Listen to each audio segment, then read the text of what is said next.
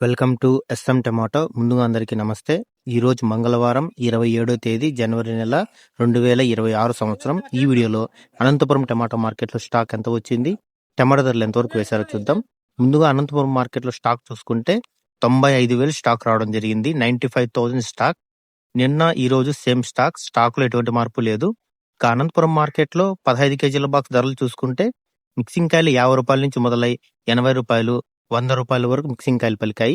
Second quality కాయలు 100 రూపాయల నుంచి మొదలై 150, 160, 170 రూపాయల వరకు సెకండ్ క్వాలిటీ కాయలు పలికాయి.